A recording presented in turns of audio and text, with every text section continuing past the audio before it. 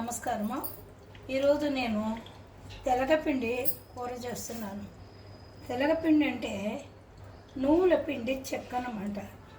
అది ఆడిస్తే చెక్క వస్తుంది. నువ్వులు ఆడిస్తే ఆ చెక్కను మనం పొడిగా చేసుకుని కూర చేసుకుంటాం.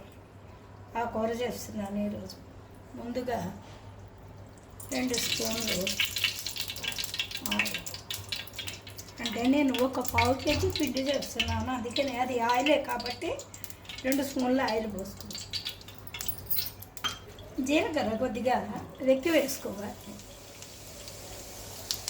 అలాగే 2 ఎండుమిరపకాయల ముక్కలు, 2 రెమ్మల కరివేపాకు, ఒక 1/2 స్పూన్ పసుపు,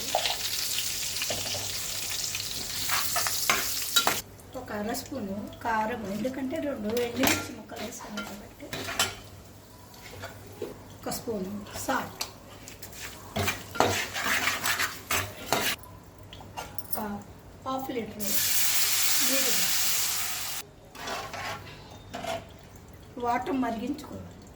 ఇప్పుడు ఒక 15-20 ఎల్లుల్లిపాయ రెమ్మలు పైన పొట్టు తీసి కొద్దిగా నలగొట్టుకొని ఈ మరుగుతున్న వాటర్లో వేసుకోవాలి.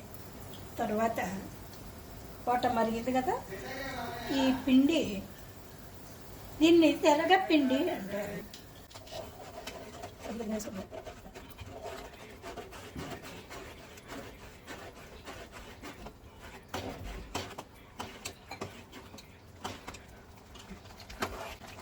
తక్కువ మంటలో పెట్టుకొని ఉడికించుకోవాలి.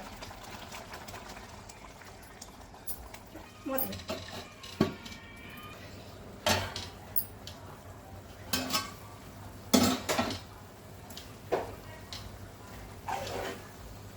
ఇలా కదుపుకుంటూ ఉండాలి ఉడికే వరకు.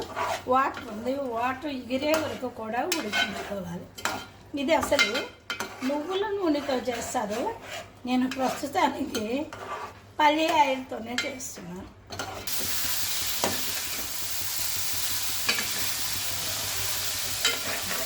రెడీ, తెలగపిండి కూర రెడీ ఉంది.